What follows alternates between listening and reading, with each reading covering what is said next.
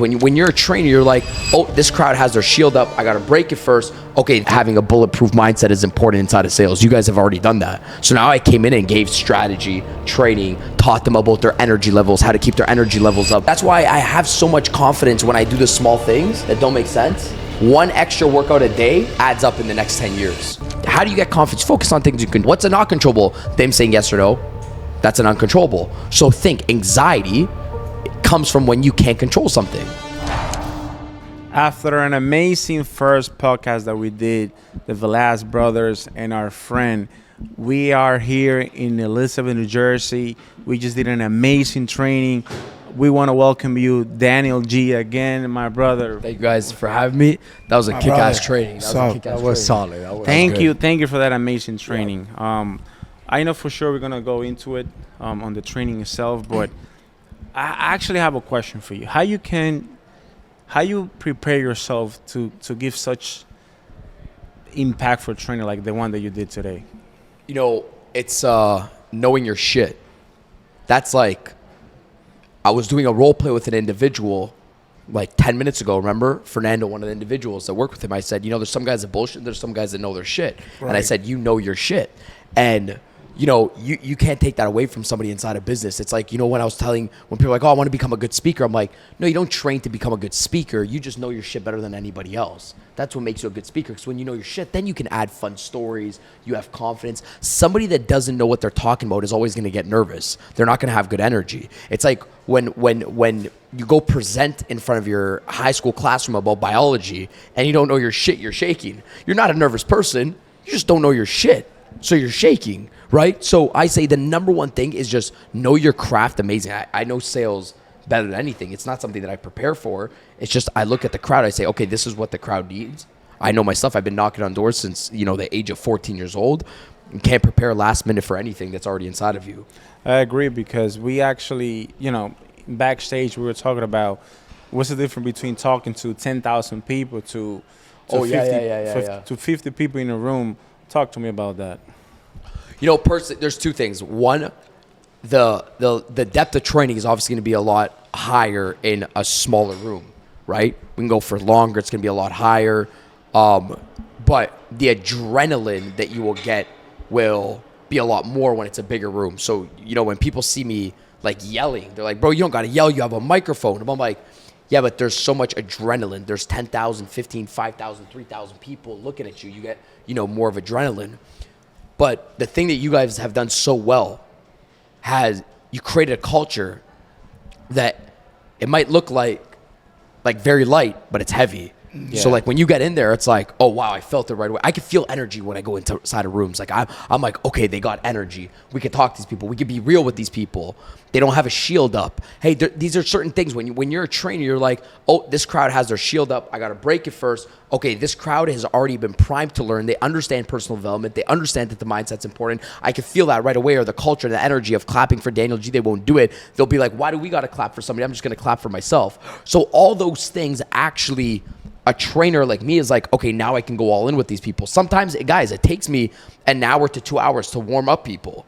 To be like, hey, you guys aren't where you need to be, and personal development is important. You guys have already done this. Hey, training's important, personal development's important, culture's important. You've already done that. You set the standard, the baseline for it, right? So, I mean, that makes our job as trainers so much easier, because now we don't have to, you know, give you the breakthrough of why having a bulletproof mindset is important inside of sales. You guys have already done that. So now I came in and gave strategy, training, taught them about their energy levels, how to keep their energy levels up, you know, throughout the day, etc. That's awesome. Thank you for sharing that. Today was amazing. Like you spoke and talk about a lot of stuff. And one thing that resonates to me that we heard about somebody else before is about energy, vibration, right? So you mentioned that the highest people that make the most money have the highest level vibration, of energy, right? Walk me through what do you mean about that? So let's go simple, right?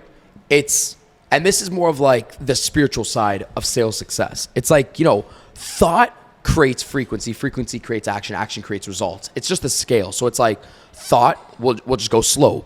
The thought of like what we were saying when we were eating, having grudge towards somebody else, that creates a low vibration. So your thought Your thought of having grudge or your thought of having jealousy is low vibration. That's low energy. Low energy is low outside action. You're not going to go up to talk to people if you're like, oh, the market's slow. So your thought created your energy. Energy created the action. The action creates results. You don't get any sales. That's literally what happens. So what I was telling people, I'm like, there's a scale of energy. And let's just say when you are so happy, let's just say happy, like peaceful, you're in like love. You're love. You love life. You love your woman. You love your man. That's when you have the most energy. You love your work. You know what I mean? Yeah. Like think of when people are like, man, how do you have so much energy? I'm in love. Like with my work, I love what I do. your job. Yeah, I love it, man. It's like sometimes it doesn't feel like work. I love doing it, right? So, but somebody that's a grudge jealousy can't figure that out. So what I said to people, I said, hey, go to Google and just get an energy chart and just look at what's at the top: love, enlightenment, and at the bottom is always judge, jealousy, fear, anxiety, worry, doubt, hatred, all at the bottom. And what I was explaining to the team was, I said, how do you pick something that's so high when somebody says, oh, I want to make $20,000 a month? How do you pick something that's 5 times higher, that's vibrating 5 times higher, literally and physically, a goal, than the average income of an American? And now you want to make 5 times more, and you're trying to plot out the strategy, but you don't want to become 5 times better at a vibrational scale than the average American. If you go walk outside, the average American outside is not doing this, and especially if you go to New York. Hey, in New York, when I land, do you know how low energy is? And people think it's high energy. That's what you're perceived to think, oh, the city's moving, it's high energy. Huh. Dude, you go into New York, the guy right away to the girl yesterday he's like, hey, my coffee's not here yet. It's very low energy. Hate, grudge, jealousy, anxiety, worry, doubt, right? But that's what the average people make, $3,000 to $5,000. You want to make 5 times more. You think of yourself, you're like, wait, if that's what the average person's making, that's their frequency level. Worry, doubt, fear, anxiety, hatred, all that. How do I become 5 times a better individual? Because I'm never going to out-attract who I am inside of my business. You know what I mean? And it works for everybody. It's not just for a sales rep. Let's just put it on simple terms. Imagine I'm a sales leader, and I have Nancy that's working with me inside of my organization. We get caught up in this shit sometimes. We don't even know. And like Nancy's working for us, and then Nancy goes on to freaking quit. She goes to another company, another job, whatever the case is, right? Now, you're good. You have a good company, blah, blah, but she does you dirty and she quits.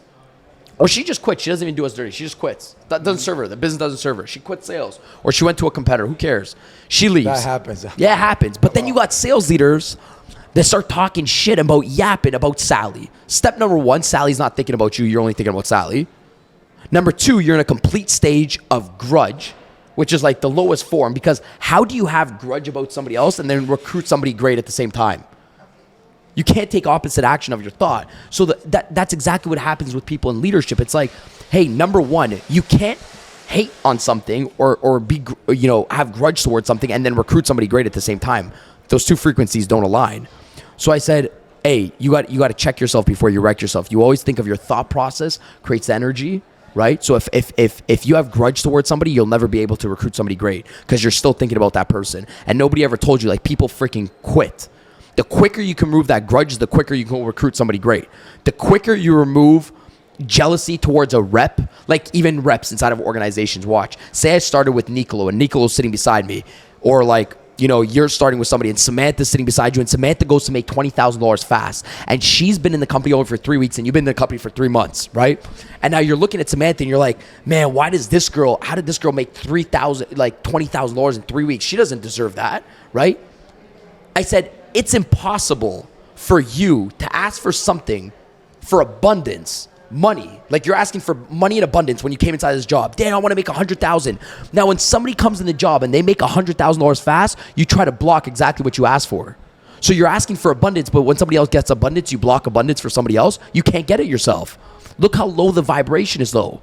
Because now you're in greed, jealousy, hatred. What I say, greed, jealousy, and hatred, all that stuff, doubt, anxiety, it's low energy. So when somebody else got it, you have grudge and jealousy towards that person. Yep. So I say you can't block your blessings. Your blessing was, I want $100,000. And then somebody goes to make $100,000 quicker than you're like, bro, forget them. Why don't I have it? You'll never get it. because you're asking for abundance, but when somebody else makes a check quicker, you're trying to block it. Dude, bless it for everybody. Oh, you went to go make $5 million? Good, you go make $5 million. And That's called love. You know, just go make it. Go make it. Yeah, There's no because shortage. Most of the people doesn't believe that they can make that type of money. They think that there's a shortage. Yeah. So they think if Janet made $100,000 with Velaz, that's all the money they have to pay. Go look at the population of New Jersey. There's a lot of money to make. There's an abundant amount of money. And look, if you jump in the United States, they don't believe you how much you make. And give me a tips. Somebody's jump, start, no English, no Spanish, really jump. They want to make 25,000. They know English and Spanish. Just Spanish. Okay. He I thought you talk said no English, no no, my Spanish. bad. Like, no, what do they speak? no, my bad. Oh, they gotta speak They something. talk- They they gotta talk- speak something. No, Yeah, no yeah. English, only Spanish. Okay, they only speak Spanish. Yes. Yeah, okay. Colombian, Dominicans. Yeah, yeah, Peruvian. yeah, yeah. So give me tips. They can make 25,000 a month or a week. Yeah, I mean, the first thing is, you know, find where your people are. You know, like really, yeah, like figure out where your people are.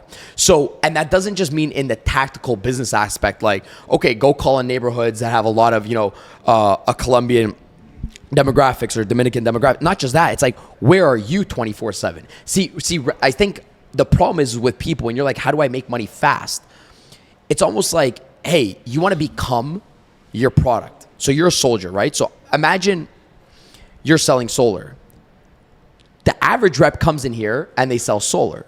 The top rep comes in here, they sell solar, and when they go outside, they're still thinking about it. And when they go to a party, they're still thinking about it. Mm-hmm. So the reason why that's important is because they're like, wait, where are my people? Where's my Colombian people at? I'm going to go to that party. That's all Colombian, blah, blah, blah. And I'm going to show them how they could save money off their bill. And they're always thinking about it. They have an obsession with it, and they're always around those areas, right? So I think you don't turn the flick on and off inside a business. You always get around the right rooms, whether it's regardless inside of your business or outside of your business. So it makes business easy, right? People forget about that. They'll knock on doors and they'll forget about the person walking a dog has a home too as well. But that goes the analogy inside of life. Like, how do you get around all your people? I totally agree because the moment that I got obsessed with solar and at the same time I started loving it, not only selling it, but also understanding it, thinking about it in a daily basis, that's where my income went from, just an example, from $10,000 a month to $500,000 the following year and to make $1 million, just me as a salesperson. And I want to talk about what we were talking about at the beginning, the energy about the chart, right? The energy chart. Yeah. My main takeaway from today's training was sometimes we want to hit a goal, and you'll be like, man, like why can I reach my goal of making 5 sales a day? Why can I reach my goal of making $10,000 in a month? And you're thinking actually the wrong way. Yeah. It's not how you're gonna make the $10,000 a month. It's why you have to change when it comes to your energy level so you can reach to that $10,000. So talk to me about how a human being can change that mentality and reach those levels. Well, everybody amazing wants. question. Everybody wants. Nobody wants to change. I said everybody wants, but nobody wants change. Right. If I go and here's a lottery ticket for $1 million. Oh yeah, I want it. Here's the lottery ticket. Okay, but now you got to change your whole lifestyle. You got to start studying. You got to change your habits, and you got to do that for 1 year. Oh yeah, everybody wants a result. Nobody wants to change their life or their style up. And I don't think it's so much of like, completely shifting you right away as a 360. First one's removal. It's never about adding. It's always about removal first. Because I believe if you can get rid of the hardest thing inside of your life, right, you can build on mental real estate. Most people, they just got to get rid of something, man. It's not like you get rid of one thing inside of your life, you have peace, and you can start building good habits on top of it, right? It's never about, it's always about having mental real estate to being like, we have the confidence to become somebody. So I'll show you what I mean. Strategy is budget sheet. So imagine somebody's like, I want to make money. So they think it's tactic. So they write down this budget sheet and they're like, I'm going to make $50,000 and I'm going to save $35,000 and I'm only going to spend $15,000 on expenses. We've all been there where we've made a budget sheet and it never stands true. It's like, bro, how did I lose $10,000 at the end of the month? I was supposed to save $10,000, right? So then you go down, you're like, it's not the budget sheet. Watch, this is how success works. And then you call your accountant. Your accountant's like, Daniel, you got to save more. Daniel, you got to, and I don't do it. I don't save more. I spend more, and I don't give him my receipts. And we've all been there. You make $100,000, you spend 110. You're like, what the fuck? I was making 10,000, saving 2,000. How am I now spending 110, right? A month. So now you're thinking like, okay, wait, it's not the strategy. The negative habits will always beat your positive strategy. So your accountant doesn't tell you, hey, by the way, you have a drinking problem. That's a negative habit. If you still have a negative habit, doesn't matter how good your budget sheet is, you'll go to drinking on the weekend because you still got a negative habit. So your negative habit beats the best strategy. Your strategy was perfect on paper. This is what I have to say. Yeah, but you still got a negative habit, maybe. Maybe you can't get rid of that negative habit. That negative habit happens because you don't feel like you're worth a $50,000 a month. So your negative habit reflects your actions. Your worth reflects your actions. If you don't feel like you're worth $1 million a month, you go out every single day. If you don't feel like you're worth $100,000 a month, you go out every single day. Everything reflects your worth. So just going back to it, I say you check your worth first. If you don't feel like you're worth $1 million a month, your habits reflect everything you feel like you're worth. Everything you do in life is a reflection of what you feel like you're worth. If I'm doing a podcast and a show with you guys right now and I'm doing a training out here in Jersey, I feel like my brand can keep growing. That's why I don't stop working on my brand. So that's my worth. I feel like I could be 10 times bigger, so I'm not going to stop doing this. If I felt like I can't get bigger, what's the point of doing this? There's no point. But I do believe I have a worth inside of my head where I'm like, I'm going to be 10 times bigger than what I am right now in the next year.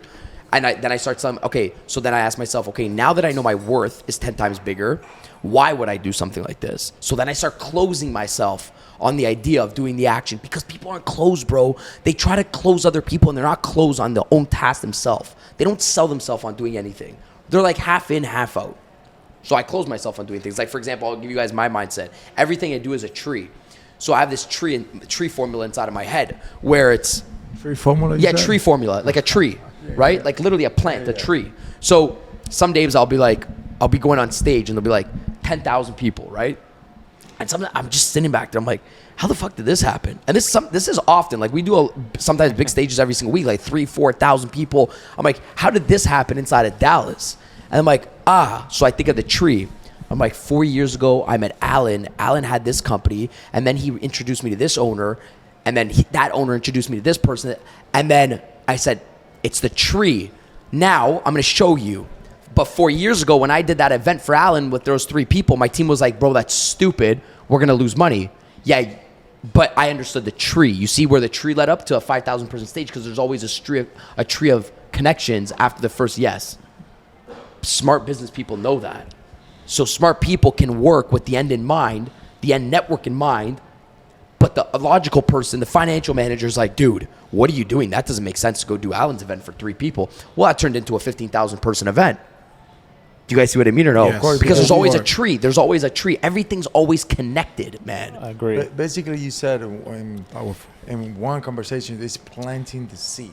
Right. Like, you cannot see, like you said, like your team, we losing money in this event. Or traveling, like why are we doing that? Because it's the connection. Most of us, like to be honest, when you are doing sales or even leadership or in business, we want to get the ROI right away, right? Yeah. We want to get the money. We want Fast. to get we want to get to the destination. And I always said it's not about the progress. Progress is good, the destination is good, but is it your habit, is your mindset, is your skill that you're doing? Because we always said mindset, skill set, and habit. Correct. You can have a rep. Let's say an example. The rep has an amazing mindset. He's really strong when it comes to his mind, and he has really good skill, or he has really bad habit. At the end of the day, if he's drinking, if he's not doing what he's supposed to do, he's not gonna make $50,000. If it makes sense what I'm saying. Yep. And even though if he will, he's not going to do it consistently. Yeah, you won't have it next month. And It's exactly. like a cycle. And like they had to do it every single time because they don't. It's basically they're not identified. They haven't noticed what their mistake is. Sometimes there's like I have a rep that I was having a conversation a few months ago, and she has really good skill. She has really work ethic. I'm telling you, like she can work 12, 13, 14, 15 hours a day, but her mind was broken. So it doesn't matter how good you are. You can know this pitch, you can know everything, but every time you're knocking a door, and you have fear and doubt, and you say, yeah, this customer is not gonna buy it. Doesn't matter how good you are. You have to fix this. So if you can focus on your mindset and your skill set and your habits, I think you're gonna make millions of dollars. That's yeah, my but personal opinion. everything starts in your mindset. I totally agree. Yesterday, I was in Zoom talking with a few friends of mine, and one of them asked me, "Hey Dion, how it felt to make your first million in 1 year?" And I said, I want to take that back. Actually, I want to ask you, how do you feel when you think you're not getting the results that you want? And then I said, you know how I felt? I felt like nothing really happened. Why? Because I knew 100% I was gonna get to my goal, and more importantly, I was seeing my progress. I will never forget. I got here to the United States, started working at a supermarket, and then after that, warehouse, working a retail store, and a bunch of other stuff that I'm not gonna go into details. And then I got my first door-to-door job here in the United States. And I was seeing the big pictures. I was like, I knew that I'm gonna be here for just a time because I know something big is gonna come. And that gave you good energy too. Exactly. So I love what I did at that time, but I knew something big was gonna happen. Now my point is, sometimes you were saying today that you have to see what you're gonna accomplish. Correct. But sometimes you have to feel it and visualize it to the future in order for you to hit that goal. You were saying also, now you're charging all this money for events and talking to big companies. But walk me through all those 4 or 5 years where you were not making no money at all. Yeah, I said, I'll give you guys the differentiator between two mindsets. One mindset is like, I started sales training, we talked about on the first podcast, at 14. Now that might be absurd for somebody. And when I mean sales training, I actually mean what we did today on a whiteboard, same shit. Wife says no, this is what you say to the wife, smile, pretend you're gonna leave, and then put your foot back in the door and be like, man, I'm sorry, I gotta write, a note for my team so they don't fire me today, right? And I play the kid card because we were young kids. I was doing sales training since I was 14. Guys, by 17, this is just real shit right now. By 17, I looked at my friends, maybe by actually just leaving high school. So I was going into university. I looked at my friends, and I'm like, guys, I can eat these sales trainers. I'm 18 years old, bro. And I'm talking about these old timers. I'm like, I would eat these guys. They suck. I'm thinking about, just listen, I'm thinking of this. I'm like, they don't even know how today's customer is. We got technology. Yeah. I would flip. So I'm thinking about all this stuff. I knew this since I was like 14. I'm like, I see this progress. And I'm very logical about this too as well. I'm not just like saying shit on my ass. I'm like, no, I would beat these guys. Now listen, I get right back into sales. I get into medical sales. Then I get into the sales training space again. I'm sitting down in my office in Toronto. I got office, warehouse full of sales guys. I get back into sales training. And then I go back and I see the people that are training sales. The same thought hits my head. I'm like, I'm training sales on Zoom, Instagram Live and stuff like that. I'm like, oh, these guys suck, man. They don't know how to resonate with the audience. Not that they suck. I'm like, I can resonate with the audience better than they can resonate with the audience. I get it. And I'll tell you guys one thing that held me back the whole time. That I had this thought inside of my head where I'm like, I deserve to be like that person. And that killed me inside of my business. Because instead of saying I deserve to be like them, because if you say you deserve to be like somebody, you would already be there. I should have said in my head, how do I earn to be like that person? Because obviously that person's in a position where they've earned that position, and deserving keeps you on the back pedal. When you say, how do I earn it? It's like now you want to work for it. Because before I used to have hate, jealousy, grudge, and envy towards people because I'm like, I deserve to be better than them. I'm like, no. How do I just work to be better than them? When I asked myself that question, that's where I went on the road. I'm like, okay, obviously I'm not supposed to be better than them because if I was, I'd be making more money and the universe would give it to me. So I don't deserve it. Because if I deserve it, when you say you deserve it, that means you should have it. And you're going to get lazy. So I flipped the question to myself and I said, no, how do I earn it? So I said, how do I earn it? Okay. I went back to the careers. So I said, okay, Grant Cardone, which nobody knows the career path of him. 30 years in the trenches on a plane. Nobody knows that. Brian Tracy, the Kiyosaki's. People say, the books, Grant Cardone. Yeah, he was on the road for 30 years of his life, living in a plane like you guys see Daniel G right now, doing event after event after event for car sales training events, etc., real estate gigs. I think working underneath a company at the time, nobody sees it. So I'm thinking to myself, I said, okay, if he did this without social media, shut your mouth, go do it with social media. You know what I mean? I'm like, I don't care if somebody pays me. You have to do it. It's not like you want, you have to do it because you said you're better. Okay, good. get your ass on the freaking road and go do it, and you will beat their ass because now you got social media. But you can't do less than them. You got to do the same as them and more. So when you're traveling, you also got to be firing off at all cylinders. That's our blessing, is that whatever these guys did in 40, we can do in 4 years. We got higher reach. We got social media. We can recruit people quicker. We can reach people quicker. We got YouTube. We got Instagram. And that was it, man. I just seen it. I said, no. I'm going to do exactly what they did. I seen how it paid off in their career. And I also seen that loyalty is built through relationships. Loyalty is not built through just doing shit online. So you guys won't trust me, but when we're chilling together, hey, that's how loyalty is built. It's built through relationships. Yeah. The depth of your loyalty is the depth of your relationships. So when somebody quits on you inside of your company, you're like, man, how did that person quit on me? Well, I'll tell you how. It doesn't matter if the lady made $25,000. They can go make $25,000 and you've edified them. And you're like, yo, come on, man. You made $25,000, and then 6 months down the road, he or she quits. And you're thinking, you're like, man, how did that person quit? We were like family. Were you?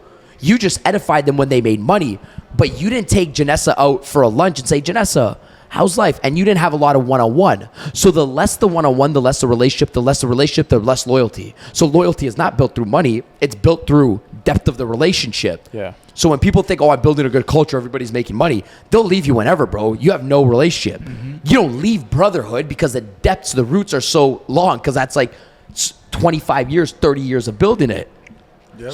So many people think loyalty is just built off everybody winning, but it's not. It's built on doing these types of things, going out, getting a drink, getting to know the person on a deeper level, like a rep that made money. Like, dude, who's a rep? What do they go through? What are their problems? Why did they go through it? Can we share with them? Can we go out for lunch? Do we know their kids? Do we know what their kids like? Can we send them off their kids a gift when they win? Can we send them off and they don't even have to tell us what their kids like because we asked them 4 months ago? That's loyalty.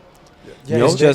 and they will remember when you sit down with them, when you were asking questions, trying to figure it out when they were having a rough week, a rough month. You know, everybody wants to applaud you when you're having a good month, if it makes sense. So I think, and also in solar, any in the industry, probably another company can pay you more, can pay another rep, your rep, more than you, probably.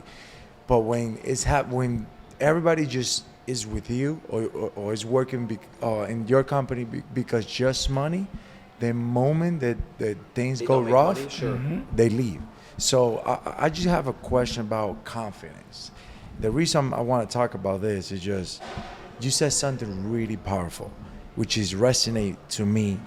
It was confident. You get confident by accomplish your goal, by accomplish your target. Yeah, 100%. And that's actually so true, because every time I accomplish my target, my goals, I'm like, fuck, I'm more confident. Right. You know, I'm more energetic. So how I can, if I'm a rep, how I can always make sure that I hit my target? And what common mistake do you see rep makes in the daily basis and weekly basis that they don't make their target? They don't. So they're, you know, the most successful people. You think of somebody that's unsuccessful, think of their days. What are you doing this evening? You think of their morning. Say, what are you doing this morning? The morning's long. What do you mean this morning? You mean, what am I doing at 5 a.m., 6 a.m., 7 a.m., 9 a.m., 10 a.m.? That's a long morning. Unsuccessful people just think about morning, afternoon, evening. Right. The reason why I'm saying this is because a successful person probably thinks of their days in hours. The most successful people can think of their day in minutes sometimes. So you think of a rep, it's like you keep that rep focused on probably hitting their goals like almost every hour.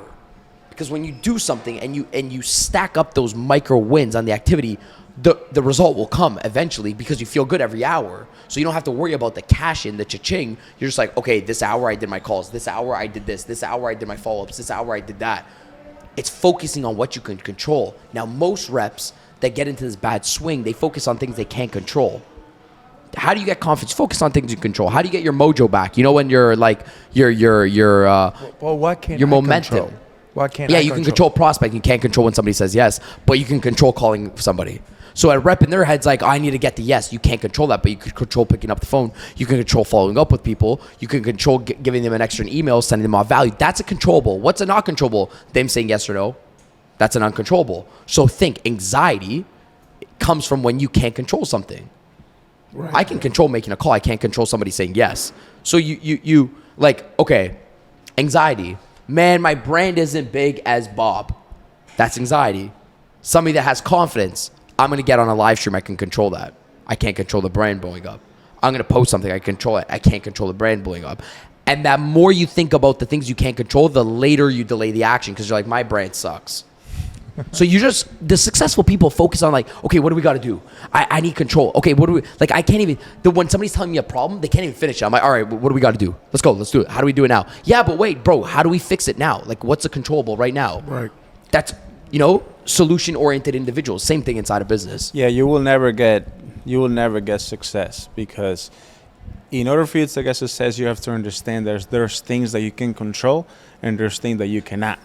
And yesterday I was getting a haircut and my barber told me, if you will lose it all, how confident are you that you're going to make all this money back? In less than a year. And then I was like, this is the thing, brother. All this that you see, all the people that follow us, all the money that I made throughout my career is all a formula. If I will lose it all, I know exactly the formula that I have to follow, which is waking up early, calling my prospect, Read a book. working on myself, learning, implementing, executing, and then just multiply it day after day, year after year, and then eventually you're gonna hit your target. Correct. Again. And then after that, what you're gonna do? Just keep going. And I love it. What you said about You probably achieve it quicker too. exactly. You have more piss. Exactly. And that's what happens to a lot of multimillionaires. Yeah. They collect all this knowledge. Warren Buffett, I don't know if you guys know, he became a billionaire by the age of 60. Yeah. And after For that, real? he And just then made after that- so much money. And then after that, he became 100 million billionaire. 100 billion billionaire. I think so, like 5 or 6 years later. Yeah. So it's the same thing about compound interest. Correct. And the same thing about compound getting knowledge and over time getting that knowledge back. And most people would be like, yeah, but money makes money. No, you didn't see his 60 years of compounding. Exactly. So That's what I was talking about today. It's like you can't catch up after that. Exactly. It's impossible. That's why I have so much confidence when I do the small things that don't make sense. I have so much confidence. I'm like, yeah, you're talking shit about it now, but 10 years down the road, it's all going to add up. One extra workout a day adds up in the next 10 years, right? It was funny because when we started solar, I was asking questions to top guy in the industry at that time, and I was trying to figure it out their day. And I see, okay, this guy just knocked $80, $60. They just working 44 hours a day. And then after that, I say, if I work double or triple their time, at the end of the day, I'm going to catch up. And when they do, they're going to notice exactly what you said. They're going to notice, oh, God, JP's here, Daniel's here. And it will be impossible to catch up. Yeah, to they don't you. even have the discipline muscle to do Exactly. it. They might not even be used to it. And No. it takes a while to build that two up as well. Hey, I say, you know what's good about this topic? I say, okay, you can literally, it's very interesting in life. You choose your success. It's very, so imagine somebody's making 5,000. Like, why did you choose to make 5,000? People would look at me like I have 3 heads. They'll be like, what do you mean? I'd be like, yeah, like, why'd you choose 5? And the lady would be like, I didn't choose 5. Like, that's what I'm making. I was like, no, but you chose it because you chose your actions. Your actions are your income. People are like, no. It's just the truth. It's like, you choose whatever you have inside of life. You chose it. Well, I didn't choose my girl. You chose it. Well, you chose your relationship. You chose everything. Whatever you do in life, health, whatever, you choose everything. So I say, why don't you just learn how to make failure inevitable? And what that means, impossible. You don't give it no breathing room. You choose to fail because you give it breathing room. In your aspect, it's like you can't lose if you do just as much as the average rep and a little bit more. You can't lose. The problem is like you can't. It's like you made failure an option, and that's why people lose. It's not an option, like, because they're like, well, yeah, maybe I'll just do like 35 hours. You wouldn't be able to lose if you do 55 hours every single day and you study every single day. It's physically impossible to lose. Like, I don't think people understand that. They think it's like, we're paid to say this. No, if you're working double somebody and you're learning double somebody, it's physically impossible to lose. The life In the same opportunity. The life that you want is in the work that you're avoiding. Correct. If you keep avoiding the things that we are doing it in a daily basis, I'm telling you, you will never get successful. You will never reach success in your life, because I said this the other day. It's not to sound arrogant, because all we do here in this podcast is to motivate everybody.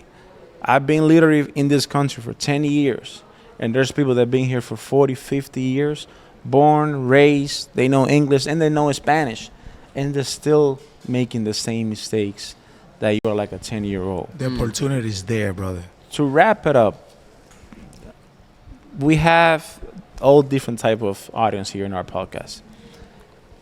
If you were like 20 years old and you're struggling, you don't have enough money.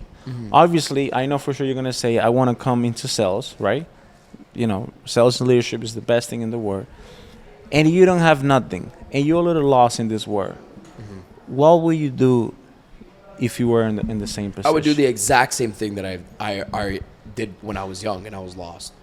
You know, never changes. So I would do the exact same thing. I would grab a friend, and people are like, well, what do you mean? I would grab a friend. The friend's a book. So first you need some sort of faith. You need to grab a friend.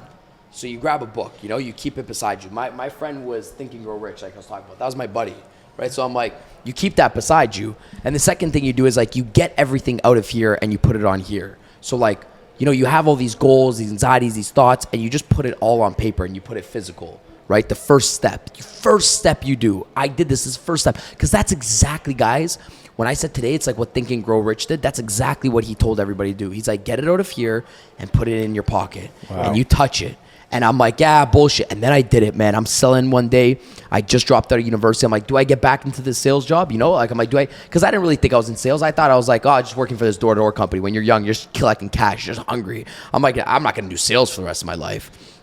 So I got back into this little sales job before I got a bigger sales job. And I'm reading Think and Grow Rich again for my second time. He's like, remember, take out your goals, write it on a card, put it in your pocket, and then touch it. So when you touch it, it's going to put a sensory touch, and it's going to bring it up to your brain. You're going to remember about your goal. Bullshit, I'm thinking in my head. I write it out. I'm touching it every single day. I write it out. I touch it every single day. And I'm like, it's the first time the goal becomes into the physical world. It's the first time everything comes out onto this piece of paper, right? I would do the exact same thing. I would write out my goals. If you said, what would you do when you go back? When you're broke? Write down everything on a piece of paper. Why? Because, dude, nothing's going to change when you have money. Your energy level always comes from just having a dream and having a goal card. So, like, I notice I have the most energy when I look forward to doing something. That's it.